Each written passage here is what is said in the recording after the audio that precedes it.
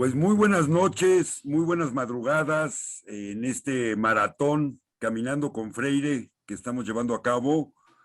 Tenemos un programa súper especial, es un programa pregrabado, esto es el Círculo de Talleristas y tenemos gente bien querida, bien cercana que queremos pues, compartirles y presumirles que están aquí con nosotros y nosotras en este programa especial sobre Caminando con Freire, el Círculo de Talleristas. Daniel, buenas noches, buenos días, ¿cómo estás?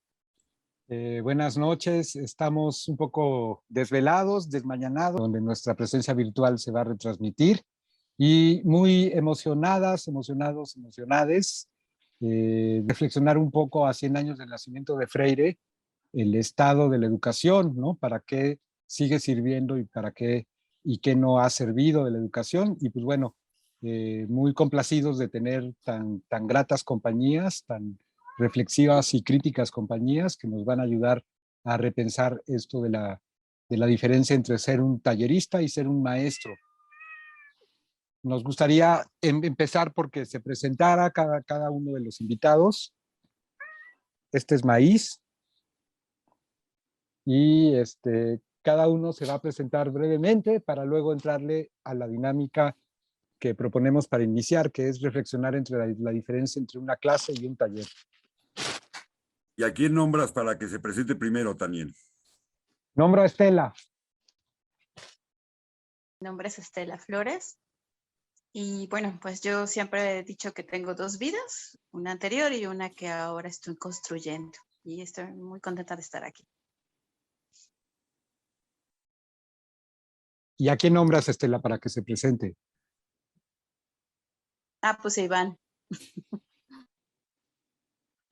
Hola, gracias.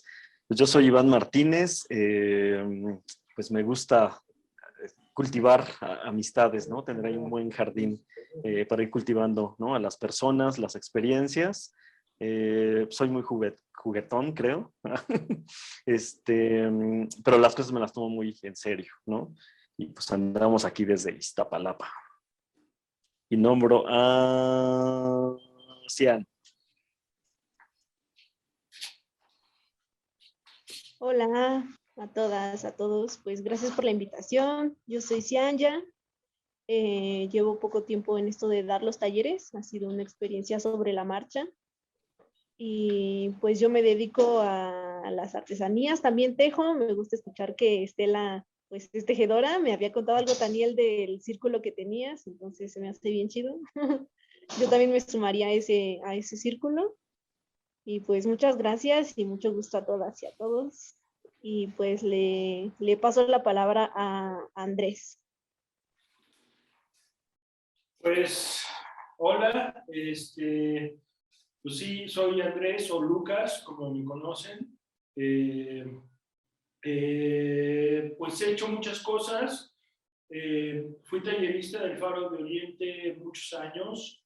Fui coordinador de talleres del Faro Aragón cuando se convirtió en escuela de cine. Me tocó armar el proyecto educativo. Soy artista plástico, soy músico,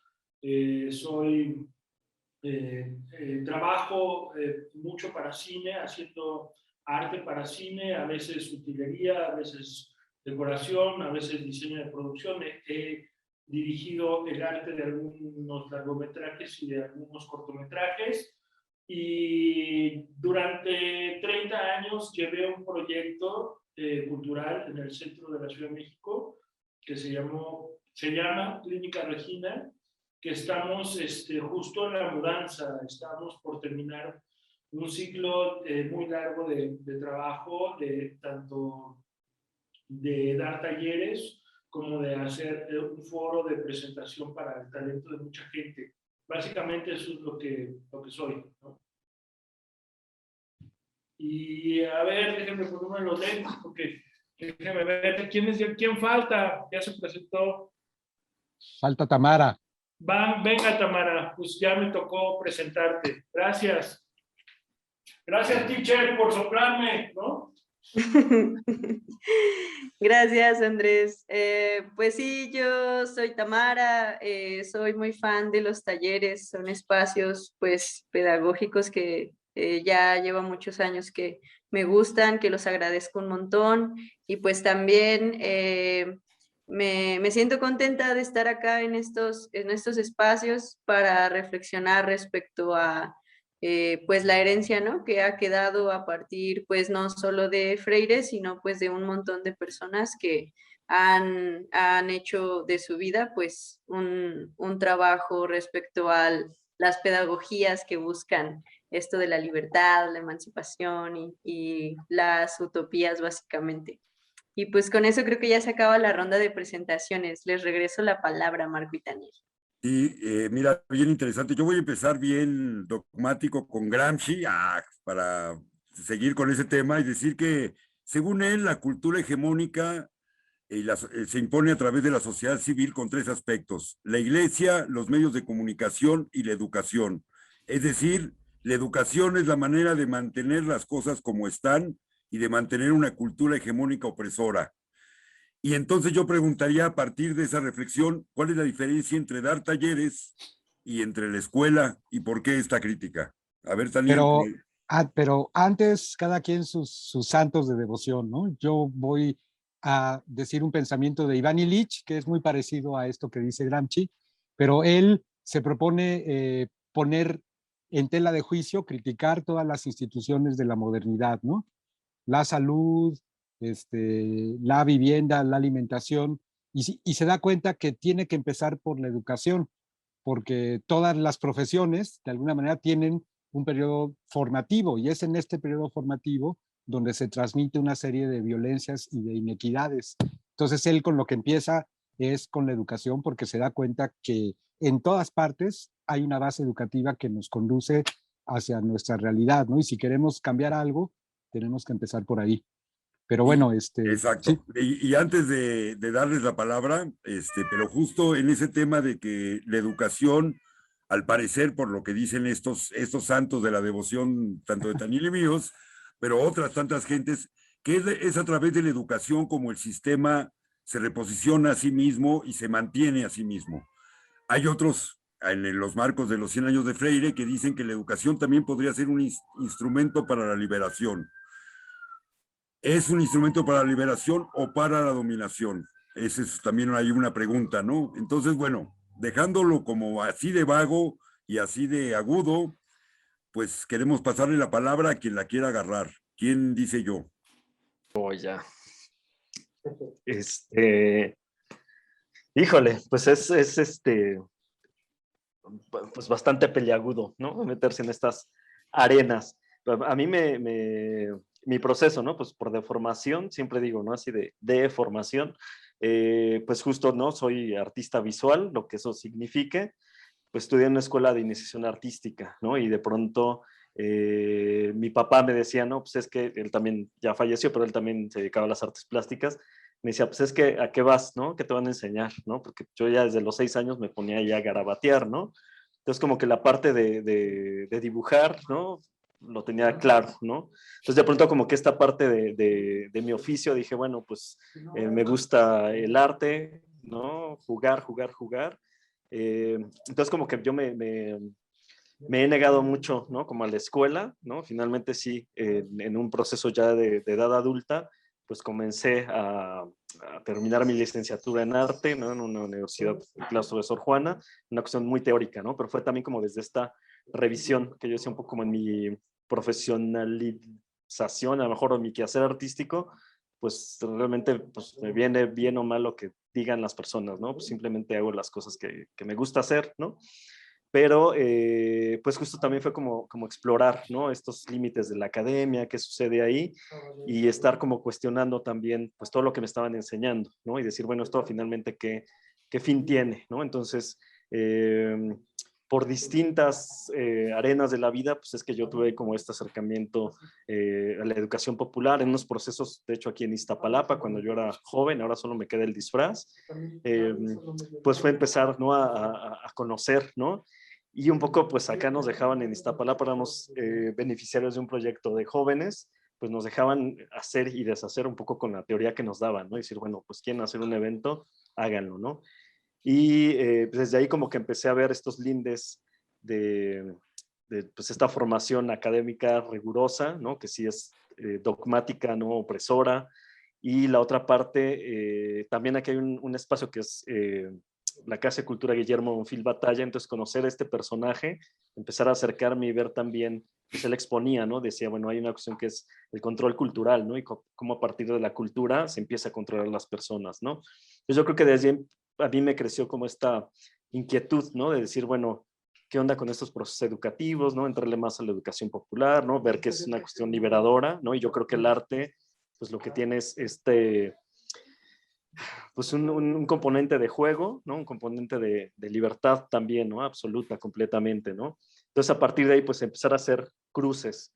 Y luego también como la parte de, yo creo, por mis procesos personales, ¿no? De no comunicarme bien, ¿no? Con mi pareja, con varias personas, como que me he interesado mucho también en abordar la cuestión de la comunicación. Y pues desde ahí también como que empecé a explorar, ¿no? Soy neurodivergente, entonces luego me voy, ¿no? Y no regreso.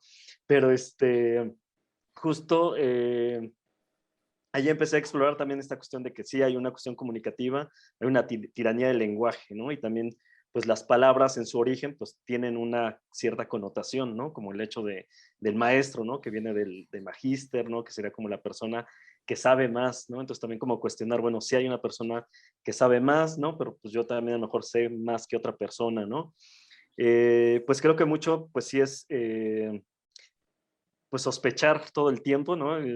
Cada quien su santo de la devoción, y pues Michel Foucault, ¿no? Entonces también como creer que no hay verdades absolutas y a partir de ahí estar sospechando, ¿no? Entonces yo creo que donde me he acomodado más, pues sí es desde la parte de la educación popular, por esta cuestión que le encuentro pues con mi praxis vital, ¿no? De todo el día estar pues haciendo el arte en la oficina, el arte en el taller. Y de niño también desarmaba mis juguetes, ¿no? Entonces veo ese ejercicio, yo creo como el primer tallerearme yo, ¿no? De estar, ¿no? Descomponiendo los juguetes, transformarlos en otra cosa. Pues desde ahí, ¿no? Es donde yo creo que me he sentido más cómoda con decir, pues sí, ser tallerista nos permite modificar, ¿no? Estas realidades que ya están impuestas, ¿no? Y que el hecho del maestro, pues sí es más, lo tienes que seguir, ¿no? Desde el deber ser, ¿no? Y no desde el ser. Creo que por ahí yo le dejo ahorita ahí. Surgen los Bueno, santos y yo agarré la palabra porque le tengo miedo al silencio, pero vas, Estela. Perdón. ok, sí, no, no te preocupes. Eh, pues bueno, dentro de las reflexiones que siempre he tenido durante estos años, pues siempre bueno, he visto las definiciones, ¿no? Tanto de tallerista, facilitador y maestro, y bueno, en todas converge esta cuestión de una persona que imparte conocimiento, que ayuda, que dirige, en fin, siempre se va sobre una sola persona. Y bueno, pues ahora que estoy en una deconstrucción y desaprender lo que ya tenía, me doy cuenta que una de las partes principales es la construcción y en colectivo.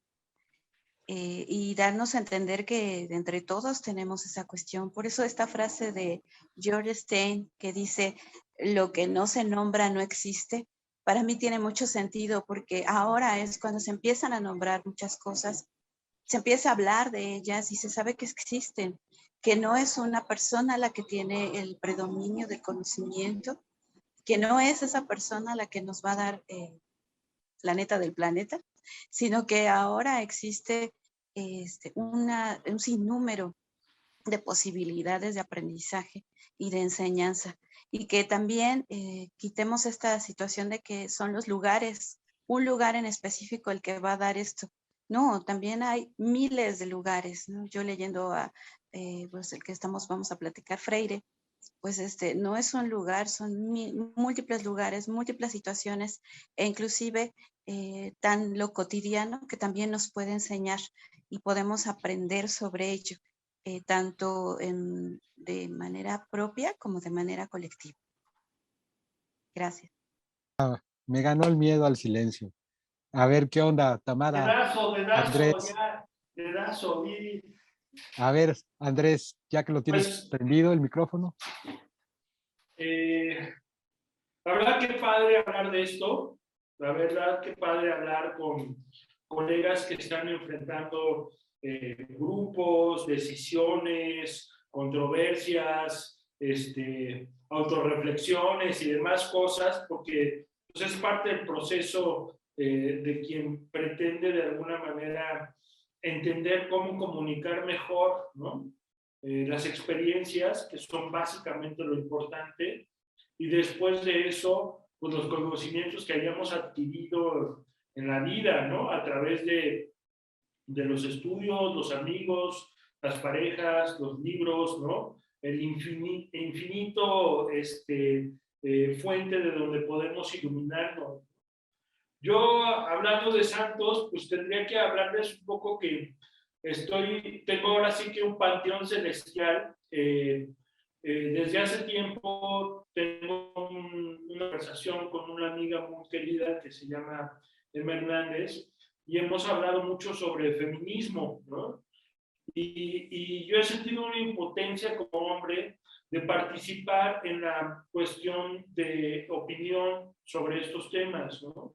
Entonces me puse a hacer una investigación de varios años que llevo en esto, 3 años, leyendo biografías de mujeres que han hecho aportaciones increíbles a la historia de la humanidad, al conocimiento, su valor como desafiantes de la construcción, ¿no? de su época a nivel educativo, a nivel reglas sociales, y pues esto está dando un fruto. Pronto voy a sacar un juego de mesa sobre feminismo, hecho junto con muchas amigas, y creo que es algo que me llena de placer en este momento, como de esos proyectos que son personales, que nadie te los paga, nadie te los patrocina, nadie, ¿no? Pero buscas la forma de hacer que tus ideas se vuelvan realidad porque te gustan, ¿no? Entonces, justo acabo de terminar hoy en la mañana la biografía de María Montessori, y me gustó muchísimo entender, más allá de lo que yo conocía del sistema Montessori, de las amigas que han trabajado como profesoras en los sistemas Montessori, de los talleres que he dado en esas escuelas, de venir de una escuela activa, de entender muchas cosas de esta forma. Me encantó leer cómo una persona, una chava, ¿no? Desde su juventud, desafiando un poco estos criterios familiares, se fue formando una idea de lo que es la sociedad, ¿no? De lo que son las necesidades sociales, y cómo primero fue doctora y de ahí pasó a trabajar en institutos de gente que estaba encerrada en orfanatos y tal, en condiciones terribles, porque a lo mejor tenían formas diferentes de comprensión, de actuar, ¿no? Muchas de ellas biológicas, muchas de ellas patológicas, pero muchas de ellas también de rasgos psicológicos de personalidad. Entonces, me conmovió mucho la visión de que una persona joven puede entender con esa esponja que es la juventud, todo el conocimiento que puede tener a partir de la reflexión de la realidad, de las cosas que están pasando, ¿no? Y me encantó ver cómo ella, súper valiente, empezó a diseñar cosas con sus manos, con sus ideas, con sus oportunidades, y fue tratando de entrar en círculos de su época que pudieran patrocinar su conocimiento, sus ideas, sus teorías, ¿no? Porque es un poco también la situación en la que estamos ahorita como talleristas, trabajando para una institución o para un proyecto, para una forma organizada de darnos chamba, y que está contemplando lo que deberían valorar, qué es lo que sabemos, ¿no? Y sobre todo lo que estamos comprendiendo, ¿no? Entonces, me encantó esta persona que se enfrentó a cómo un sistema patriarcal estuvo tratando de dominar sus ideas, tratando de hacer que ella montara sus proyectos y después apoderarse de sus proyectos deliberadamente, ¿no? Con el fascismo, con diferentes personalidades médicas que se apoderaban, hombres, ¿no? Que se apoderaban de sus ideas, porque las ideas de las mujeres no contaban. Su trabajo con Gandhi en la India, ¿no? Cómo fue una mujer que pudo pasar de pensar en una cuestión solamente personal a pensar en una cuestión universal, ¿no? Y cómo diseñó herramientas a partir de sus intuiciones de que los sentidos son la llave del conocimiento, ¿no? No es la repetición, no son los libros, no son las teorías, no son los postulados, sino son los sentidos por donde nos apropiamos del conocimiento, ¿no? Y a partir de nuestra propia experiencia, como que es un camino que hay que recorrer para llegar al conocimiento real, ¿no? Pero si no partimos desde nuestra intuición, nuestro sentimiento, nuestros sentidos, ¿no? De cómo organizamos la comprensión de eso, no se construyen las herramientas de pensamiento adecuadas para la reflexión que generan personas con criterios de un territorio para poder interactuar mucho más amplio, que es lo que llamamos libertad, ¿no? No siempre la libertad es un torrente fluido al que nos tenemos que sumar, sino más bien es estos espacios que vamos conquistando dentro de nosotros mismos, que nos amplían mejores herramientas, posibilidades para entender, para comprender, para comunicarnos, y que esas formas nos hacen encontrarnos con otras personas que también son receptivas a lo que decimos, lo que hacemos, lo que proponemos, y de esa manera se expanden las libertades y por lo tanto se expanden los conocimientos, ¿no? Al sentirse con confianza, con empatía, con solidaridad, se crece la posibilidad de que el conocimiento se refuerce. Claro que también tiene sus lados negativos, o sea, si eso se utiliza con perversión, obviamente caemos en la manipulación, caemos en el fascismo, caemos en muchas cosas, como le pasó a ella, ¿no? Entonces estoy muy contento de haber terminado justo hoy a las 8 de la mañana este libro, después de leerlo toda la noche, y poderles decir que, pues a lo mejor hay muchos santos de la educación, ¿no? Pero ahorita la más próxima es mi maestra de primaria, Guadalupe Sarvide. Que Dios te tenga la gloria, te amo, ¿no? Y eso es todo, muchachos.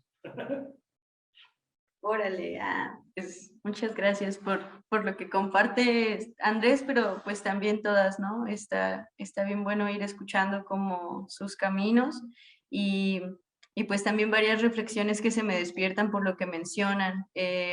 Por un lado, pues retomando la pregunta que lanzaron, esto de cuál es la diferencia o cómo contrastamos las clases con los talleres. Por un lado, algo que a mí me ha parecido pues muy enriquecedor de los formatos de talleres es que justo se presta a que sea un formato en el que rompe con esta lógica de una persona que es la que pues se pone a dar cátedra, ¿no? Entonces, en el taller, yo lo que he entendido es que tiene una lógica de construcción, una lógica como de creación. Y pues justo ya ahí creo que también tiene que ver con la personalidad, las inquietudes de cada tallerista, cuando esa construcción se plantea desde un lugar distinto como es el colectivo, ¿no? Como es esto que estaba mencionando Andrés de que creo que a quienes nos gusta como el rollo pues pedagógico de la educación es también porque le damos vuelta a este tipo de temas de cómo podemos llegar al aprendizaje, ¿no? Y cuáles son las diferentes puertas, lo que mencionaba que Montessori propone que son los sentidos, pero también, bueno, a mí que me gusta mucho esta cosa de de la construcción colectiva. Me parece muy interesante cuando desde perspectivas como la de Freire, pero también como la de muchas personas, se dice, bueno, ¿qué pasa si no solo la persona que reflexiona alrededor de eso es la que sabe cuáles son las puertas para esos aprendizajes, sino que se comparte el cuestionamiento con, pues con quienes tienen el interés, ¿no? Con quienes se sienten convocados, convocadas, convocades a estos espacios, que como también mencionaba Estela, pues son muchos, ¿no? Yo a veces me he llegado a preguntar, ¿por qué sigo yendo a la escuela si hay muchas cosas que no me gustan, ¿no? O sea, ¿por qué sigo recurriendo a ese formato? Y a lo que he llegado también es que me gusta mucho el acuerdo, ¿no? El acuerdo pues al que nos sentimos convocados, convocadas quienes vamos, y decir, bueno, tengo la disposición para construirme, para formarme, para deformarme, para transformarme al final de cuentas desde este eje, desde este tema, desde esta manera. Y pues eso creo que es lo que, bueno, esa es la respuesta que me he dado. También ustedes podrían contestarnos por qué recurrir a esos espacios si hay tantos, ¿no? Como bien lo mencionaba Estela. Entonces, pues bueno, yo por ahí la dejo para ya no clavarme tanto en el choro. Y le paso la palabra a ver a quién. Lucian, cuéntanos. Pues yo no voy a extenderme igual mucho, porque también estoy pensando en esto de contestar la pregunta, ¿no? A la diferencia entre el tallerista y el maestro, y de la mano también esto que comenta Tam. O sea, pienso en el espacio como de taller abierto a unas exploraciones que rompen con como la lógica que tenemos de la enseñanza en la escuela. Y creo que también quienes proponen los talleres desde formaciones alternas o profesionales, decidirse a construir un marco de compartir pues el conocimiento, un espacio, extiende los panoramas y las posibilidades en cómo se imparten esas clases, ¿no? Desde ahí, ahora que he estado en este proceso de tallerista, que realmente pues soy muy nueva en empezar a dar talleres, en compartirlos. Bueno, hace unos años di talleres, pero pues más manuales, ¿no? Tal cual es como, pues vamos a aprender a tejer y, ¿no? Y también traté de buscar como un contenido de, bueno, la historia de la Shakira, ¿no? De un taller de Shakira, y fue como dar datos curiosos, no solo el espacio de, pues tejemos y ya. Y bueno, y también trabajando pues acá con la banda, con las catas y así, sí ha sido entender los procesos de construcción colectivos que han sido pues acompañamientos muy ricos, donde salen pues más cosas que solo los objetivos iniciales de, pues no sé, de proponer una lista de propósitos del taller, porque surgen muchas otras cosas. Incluso la misma banda que asiste comparte muchas otras cosas que no sé. Y pensando también en esta, desde pues las reflexiones de Freire, sí ha sido un aprender mientras comparto, ¿no? Como un ir y venir de lo que todos saben. Y también porque al momento ya de dar una clase o de compartir un taller, pues me siento que efectivamente no estoy en la postura de que yo lo sé todo y voy a compartir, no sé, la verdad o mi verdad, ¿no? Sino una experiencia que se nutre con las experiencias y los conocimientos previos que la demás banda tiene, y se entretejen un montón de cosas muy chidas.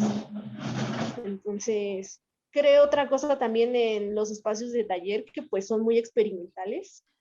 Creo que hay unas cosas muy locas que se proponen y que justo en esa experimentación es lo que las clases normales pues no tienen. Entonces eso también hace que mi motivación a asistir a talleres sea más pensada a veces en cosas lúdicas y que bueno, o sea, también he tomado talleres que, uy, o sea, retoman los mismos mecanismos de enseñar como lo hacen en la escuela, ¿no? De que quien da el taller solo está hablando y hablando y eso pues también se vuelve pues lo mismo, la misma réplica lo hace aburrido a mi sentir.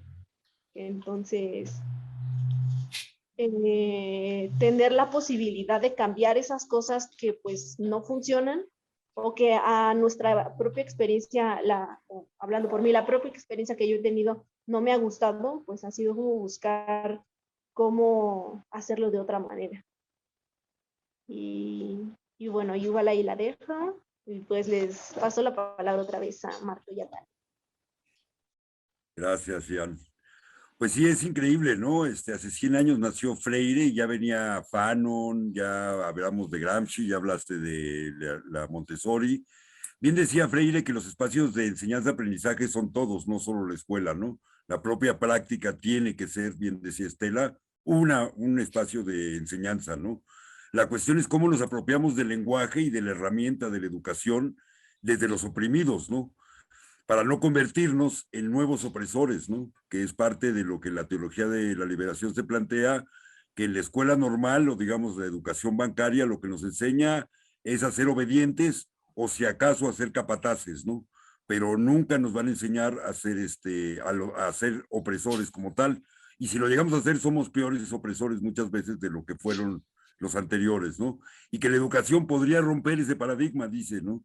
Pero llevamos más de 100 años intentando de miles maneras y cada vez que damos un taller de educación emancipatoria sigue siendo novedoso en el paradigma actual, ¿no? Sigue siendo remar a contracorriente. Me parece impresionante que la humanidad ha tardado tanto tiempo en procesar, por ejemplo, como bien decía, las ideas de Montessori o las ideas, por ejemplo, las ideas de Montessori han llegado a las escuelas privadas, pero no a las públicas, ¿no? Como debieran de haber llegado también, ¿no?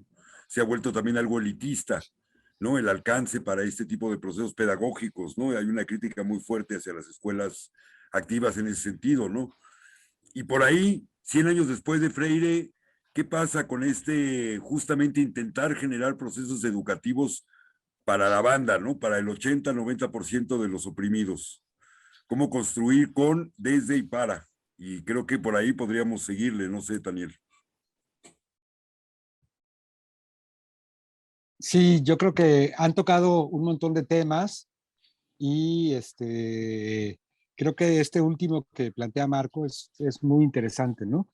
Decía también Iván Illich, para traerlo, para promocionarlo, que lo que realmente se enseña en la escuela, pues es el machismo, el racismo, el clasismo, ¿no? Eso es lo que uno aprende, ¿no? Porque justo tal descuido de la práctica y, y tal peso sobre la teoría, no es un descuido tal cual, sino que en la práctica te están enseñando algo diferente que en la teoría, pues, ¿no? Es que es bien interesante pensar en la multidimensionalidad del aprendizaje. Uno aprende con todo el cuerpo, pues, ¿no? Con el espíritu, con los órganos, ¿no? Entonces, es mágico. Para mí, el aprender, ¿no? El transformarse es una cuestión mágica que es la vida misma, pues, ¿no? Todos los sistemas vivos se transforman y aprenden, pues. Pero creo que este tema que abre Marco es bien importante, pues, ¿no? ¿Qué se le enseña a las diferentes clases sociales? ¿Qué se le enseña a los diferentes géneros, ¿no? ¿Qué es el otro día estaba escuchando una cosa que me movió mucho, que es pensar que el género es la colonización del sexo, ¿no? De alguna manera, eso, el colonizar, es sinónimo hasta cierto punto de una formación enajenada, ¿no? Entonces, ¿qué tanto estamos colonizando todo el tiempo con nuestra idea de raza, de clase, de género? Pero bueno, más bien no planteé nada nuevo, sino que ligo la palabra para el que quiera reflexionar sobre esto, pues, ¿no? Se me hace bien interesante pensar que la educación activa en México fue para cierta clase social, pero por otra parte, en las escuelas multigrado, ¿no? De las comunidades, se dan de repente procesos mucho más activos que en las escuelas Montessori, pues.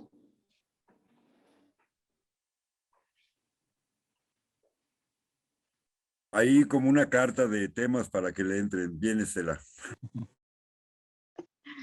Pues yo quisiera tocar un poquito, extenderme un poco en cuanto a un texto de Freire y de aquí pues partir a la reflexión que nos acaban de convidar. En el texto que yo no lo conocía, que se llama Reflexiones a Cristina, que es un texto que le escribe bueno, como petición la sobrina de Freire.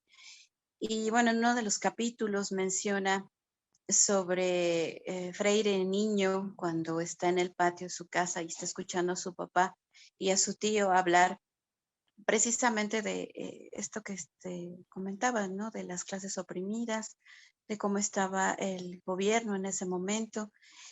Y entonces la reflexión que tenía Freire como niño, de esta cuestión de cómo en un patio, en su casa, con plática de dos personas, cómo él podía empezar a aprender y que tiempo después lo va a, pues, digamos, repercutir en todos sus textos como esto de educación para los oprimidos, la educación para la libertad, que eso que aprendió de niño y que escuchó como reflexiones de su tío y de su papá, pues tenían que ver con lo que después iba a hacer toda su teoría. Y pues partiendo de ese punto, yo he iniciado de alguna manera pues estas reflexiones para mi propia persona, porque creo que tendremos que partir de ahí un poquito. Ahorita decía Tamara, ¿no? ¿Por qué yo sigo estudiando en la escuela? Y yo también me preguntaba por qué sigo enseñando en las universidades. Y tal vez es porque, bueno, son lugares que están autorizados, que están de alguna manera, que todo el mundo le dice que ese es el lugar idóneo, pero haciendo esta reflexión, yo les voy a platicar cuando yo era niña, tenía 8 años, fue cuando empecé a aprender a tejer.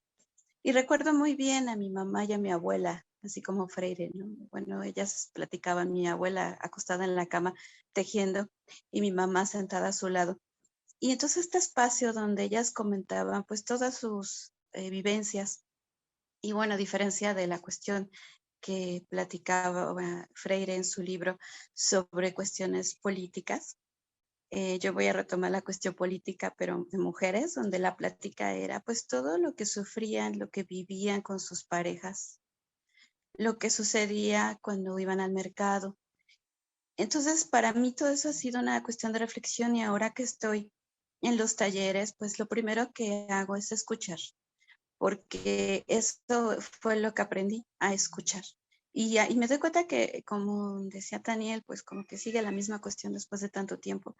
Pues sí, lamentablemente estos espacios de talleres me parece que también son para que se dé eso, como lo viví con mi abuela y con mi madre, en este espacio donde se puede dialogar, se puede platicar, se puede construir.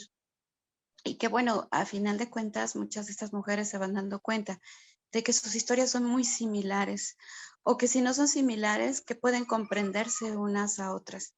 Y reitero lo que decía de que lo que no se nombra no existe, pues cuando se nombra, cuando ellas lo mencionan. Y entonces, como un poquito lo que decía Cian y cordialmente invitada, pues sí, entretejen conocimientos.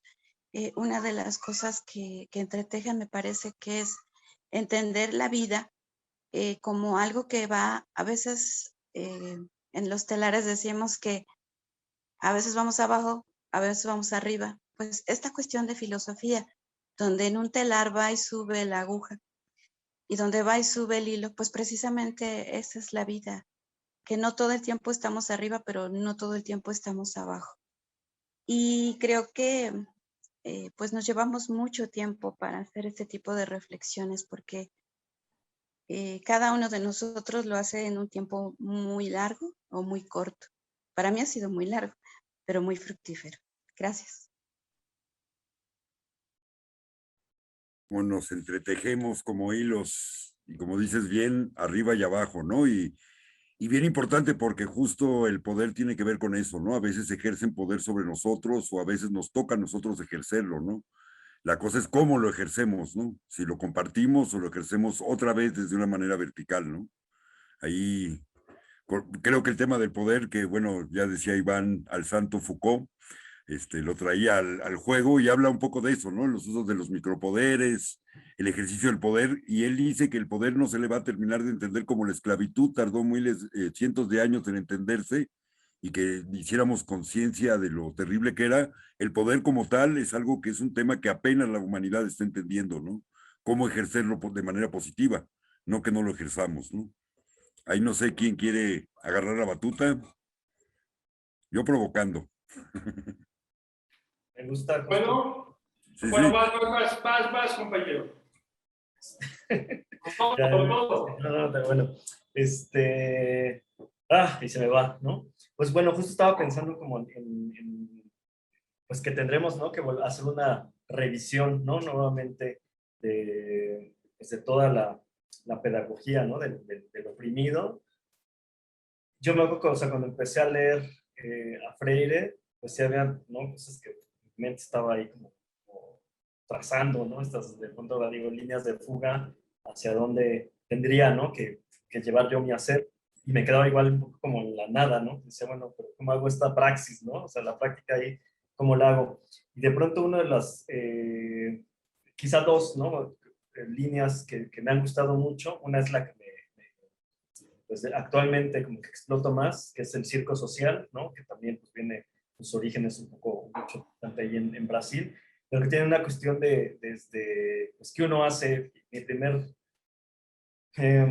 aparato que hice de circo pues fueron los zancos, ¿no? Y es una actividad pues, que hacemos cotidianamente desde que nos enseñan a caminar, ¿no? Y siempre lo digo, ¿no? Porque esto disco rayado en los talleres de circo social, es que pues los papás nunca nos enseñan, ¿no? A caer, ¿no? Nos enseñan a caminar y es camina, camina, ¿no?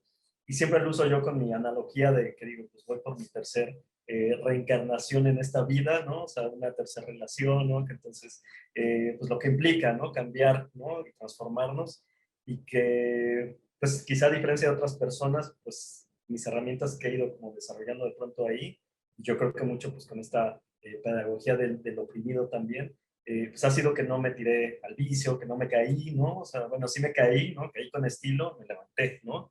Y he seguido como adelante. Entonces me gusta esa parte como analogía y como trabajo, porque pues cuando uno entra al circo social, ¿no? Empieza a tener una modificación, ¿no? Y como que nos vamos liberando, pues simplemente quien se pone la nariz de payaso, pues ya, ¿no? Tiene otro personaje y actúa de otra manera, ¿no? Y la primera, les digo que mis neurodivergencias ahí, de pronto me hacen como borrar algunas cosas, finalmente, bueno, a través también como esto del circo, llevarlo como a la plástica social, ¿no? Pero una que fue a las artes escénicas, que no es propiamente un pensamiento que hizo Paulo Freire, ¿no? Pero ya es como viene de su pensamiento, que es con Augusto Boal, el teatro del oprimido, ¿no? Que finalmente me gusta mucho, ¿no? Por esta cuestión de trabajar con el cuerpo, ¿no? Desde ahí, pues, que es el ejercicio que hace el actor de teatro, ¿no? De enfrentarse a pues, conocer su cuerpo, lo hace también el performance, ¿no? Una derivada quizá de las artes plásticas visuales. Pues ahí yo encontré también como mucho sentido, ¿no?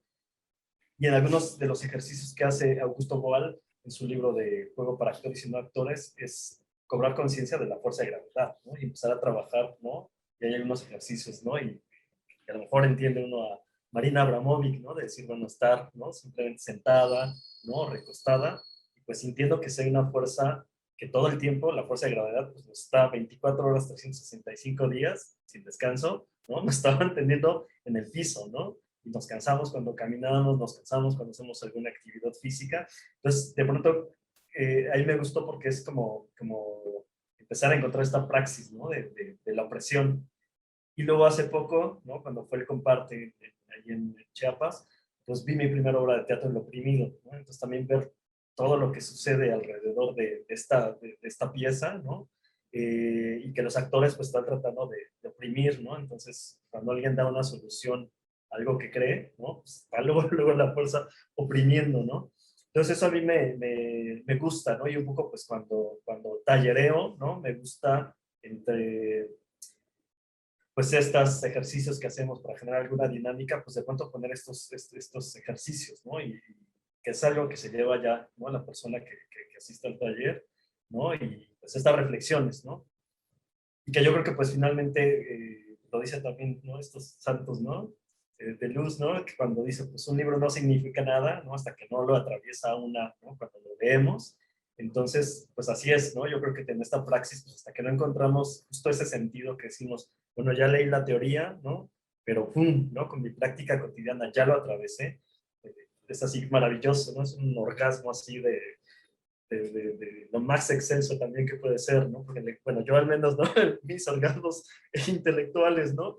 Porque me han llevado, ¿no? A despertar, ¿no? Y tener chispas y decir, ahora, ¿no? Sigamos por ahí, ¿no? Entonces yo creo que sí es importante, pues como nuestro papel, yo creo que quienes facilitamos estos procesos, estos círculos, estos talleres, pues de pronto sí es, ¿no? Ir brindando estos otros referentes, ¿no? De personas y ver cómo este conocimiento se va reconstruyendo, ¿no? Enriqueciendo, ¿no? Esta práctica también en el ir haciendo, ¿no? Y en el ir enriqueciendo cada quien con las experiencias que vamos teniendo en lo cotidiano, ¿no?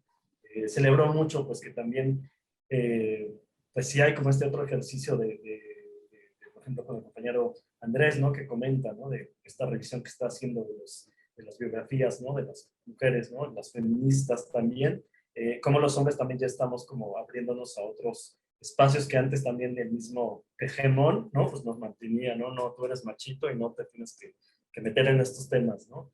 Entonces, creo que se hace falta, ¿no? Volver a revisar, ¿no? Pero sobre todo, pues volvernos con estos atomizadores que hemos conocido más desde el año pasado, ¿no? Con el COVID, ¿no? Pues de sanitizarnos, ¿no? Con la educación popular, ¿no? Y liberarnos, ¿no? Por ahí le voy dejando también. ¿Qué tienes que decir? Uf, pues es que sí, el tema es súper apasionante y una hora no es nada, ¿no? De la vida. Pero mira, yo ahorita hablando de todo esto que estamos ya como amasando y calentando y que malabareando en la reflexión, me viene una imagen de Li Ching fabulosa. No me acuerdo cuál es el nombre, pero la imagen sí la tengo muy clara, que es una piedra encima de una semilla, ¿no? Y cómo la semilla, con su vigor, la energía propia de la vida, de alguna manera seducida por la luz y el calor, va creciendo y va germinando, y como no puede atravesar la piedra, la rodea y de esa manera crece y florece, ¿no? Se expande las plantas. Entonces, esa reflexión la hago porque justo estamos hablando de que el poder, ¿no? es una contraparte o una reacción a la vulnerabilidad, ¿no? Y es una reacción al miedo, al ser vulnerable. Cualquier ejercicio del poder va a tener esta esencia, ¿no? Aunque se puedan sumar a ella ideas, doctrinas, filosofías, reflexiones, trabajos intelectuales de mucha gente, siempre el poder va a ser un resultado de la necesidad de protegerse de la vulnerabilidad, ¿no? Entonces, esto lo digo porque ninguna sociedad ha estado exenta, ¿no? De esta necesidad del poder, y sobre todo ninguna sociedad ha estado exenta de que sus individuos tengan estas sensibilidades vulnerables y sobre todo estas sensibilidades de florecer, ¿no? A pesar de la adversidad. Eso me parece fabuloso, pero sin embargo el poder es muy cabrón, es muy canijo, ¿no? Y justamente se apodera de estas posibilidades que están dentro de nuestra capacidad, pero que a veces son demasiado o visionarias o futuristas o arriesgadas o ilusas o ingenuas, y se apoderan de nosotros, ¿no? Y eso pasa en todos los sistemas. Está pasando ahorita en la cuarta T, ¿no? Con toda la red de faros, con muchas cosas que están sucediendo, no me quiero detener en eso, pero quiero caer con toda esta reflexión de la especialización del poder para, de alguna manera, dominar la vulnerabilidad como su enemigo primordial, y irnos como a un mundo, a lo mejor estoy fantaseando, pero un mundo donde yo me planteo un crisol de posibilidades gigantescas, ¿no? Que es la edad prehistórica, donde me puedo crear una imagen fabulosa de una cueva, ¿no? En la que afuera llueve cabrón, las inclemencias del tiempo son rudísimas y es el refugio de la gente y es el refugio de individuos que se han especializado en generar roles que benefician a la comunidad, ¿no? Y en esa cueva está la fogata, y está la fogata donde se va a cocinar la cacería que trajeron ciertas personas, ¿no? Que pueden ser cazadores hombres, todavía está el debate eso, si las mujeres participaban o no en la cacería, pero lo que sí me queda claro es que va complementada esa cacería con la ciencia y el conocimiento acumulado de las mujeres en el uso de las hierbas, de los minerales, de las sales, para complementar esa comida, y que también ellas tienen, ellas son el inicio, esas mujeres cavernícolas o prehistóricas son el inicio de las grandes científicas, ¿no? De las grandes doctoras, de las grandes sanadoras, de las grandes parteras, de las grandes astrólogas, de las grandes astrónomas, ¿no? De las personas que fueron contemplando una actividad expansiva más allá de la necesidad de crear la comida, ¿no? Entonces, me imagino esta cueva donde intervienen estas especializaciones de roles, y de repente veo a esas mujeres, porque yo lo creo así, o sea, las pinturas rupestres no fueron hechas por hombres, fueron hechas por mujeres, y son estas mujeres que están plasmando con toda esa ciencia y ese conocimiento mágico que tienen, esos animales en las cuevas pintándolas, y sus manos son pequeñas y están estarcidas ahí, que es el inicio de la gráfica, y que es el inicio de la impresión, y que es el inicio de toda la historia del desarrollo de la publicidad y la gráfica hasta llegar al internet. Y veo la fogata ahí, ¿no? Prendida como calor, como punto de reunión, como punto de unión social, y que está proyectando sombras con la luz, y es el inicio del teatro, del cine, ¿no? De la televisión. Y está por otro lado esta gente que está narrando historias, los chamanes, que son seres especializados, que pueden ser mujeres o hombres, pero que están hablando de la literatura, de la filosofía, de la leyenda, de los cuentos, de los mitos, de la religión y de todo lo demás que viene con la literatura, ¿no?